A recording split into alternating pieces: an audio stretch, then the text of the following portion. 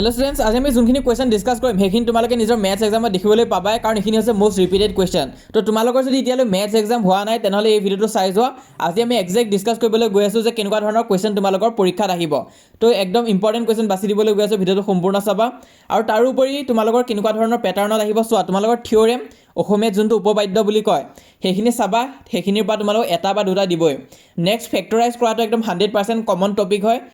ফেক্টৰাইজ কৰা তোমালোকৰ আহিবই, মই তোমালোকক প্ৰুফ দেখাই আছো কিয় আহিব বুলি কৈছো।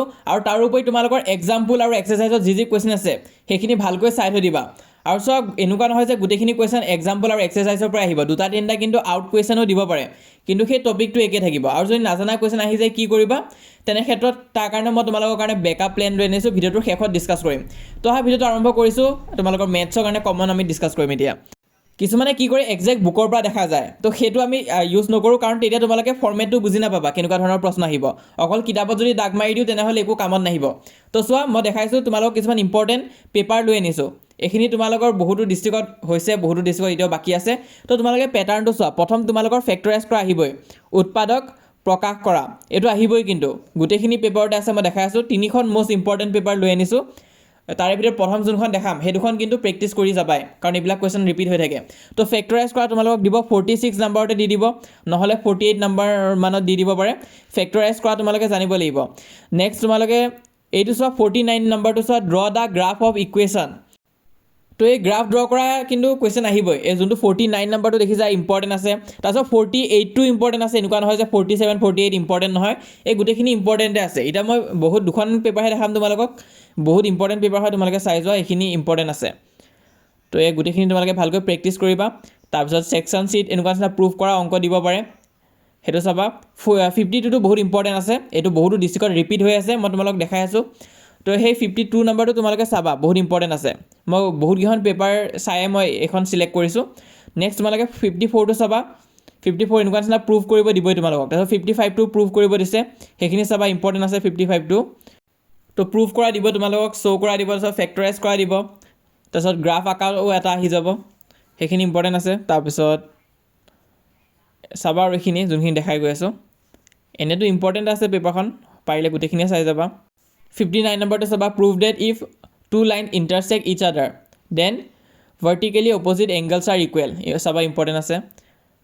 তাৰপিছত পলিনমিয়েলছৰ এই পাৰ্টটো চাবা দেই। পলিনমিয়েলছ যোনটো চেপ্টাৰ আছে তাৰ পৰা তোমালোকৰ লং কুৱেশ্যন অহা চান্স বেছি আছে, সেইটো তোমালোকে চাই থৈ দিবা ধুনীয়াকৈ।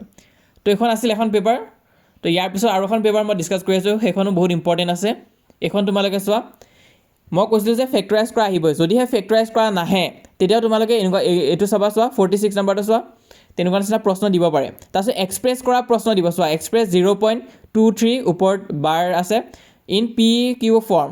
তো P/Q ফৰ্মত তোমালোকক লিখিব দিব পাৰে, বহুত ইম্পৰ্টেণ্ট আছে, এইটো আহিয়ে থাকে, সেইটো তোমালোকে চাবা। P/Q ফৰ্মত দিব পাৰে, ভেলুটো যিয়ে নহওক কিয় কিন্তু এইটো দিবই।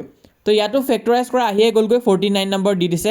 তো ফেক্টৰাইজ কৰাটো কিন্তু আহিবই, আকৌ এক্সপাণ্ড কৰাও আহিছে, এক্সপাণ্ড x + 2y + 4z, তো সেইটোও কিন্তু আহিছে, সেইটো ইম্পৰ্টেণ্ট আছে।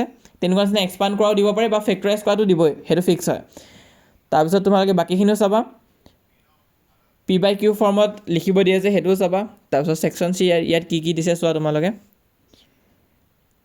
তো এইখিনি তোমালোকে স্ক্ৰল কৰি চাই যোৱা, ইম্পৰ্টেণ্টে আছে। ইয়াত 56 নম্বৰটো চাবা, খুবেই ইম্পৰ্টেণ্ট হয়। তাৰপিছত বাকীখিনি চাই যোৱা তোমালোকে।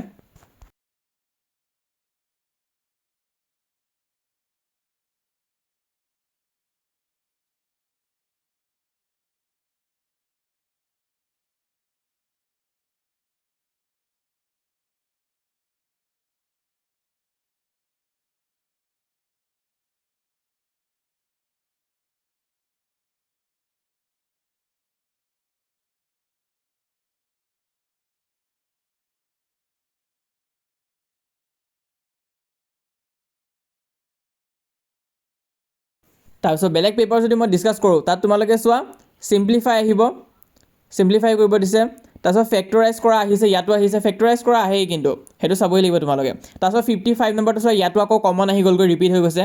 55 নম্বৰ যোনটো প্ৰশ্ন আছে মই অলৰেডি ডিছকাছ কৰি আহিলোঁ, সেইটো চাবা, খুবেই ইম্পৰ্টেণ্ট হয়।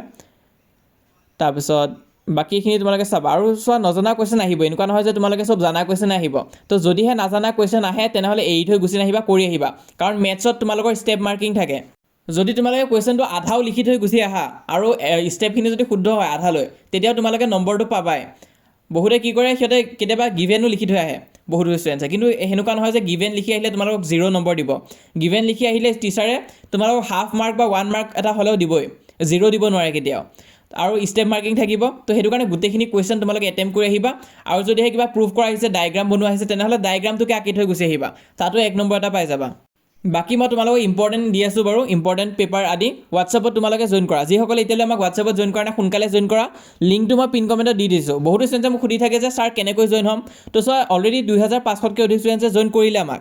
কেনেকৈ জইন কৰিব লাগিব, ডেছক্ৰিপশ্যন আৰু পিন কমেণ্ট, মানে কমেণ্টছত যাবা, কমেণ্টত যোনটো একদম ওপৰত কমেণ্ট আছে তাত লিখা থাকিব যে জইন আৱাৰ হোৱাটছএপ চেনেল বুলি লিংকটো দিয়া থাকিব। লিংকত ক্লিক কৰিবা, পেজটো অ'পেন হ'ব, হোৱাটছএপ পেজটো তোমালোকে ফ'ল' কৰি ৰাখিবা, তেতিয়া সকলোবোৰ আপডেট তাতে পাই থাকিবা। আৰু মই যিমান পাৰোঁ কমন আইডি দিব চেষ্টা কৰিম। আৰু আমাৰ এই চেনেলটো তোমালোকে ছাবস্ক্ৰাইব কৰি থৈ দিয়া, মই যিমান পাৰোঁ তোমালোকক সহায় কৰি যাম।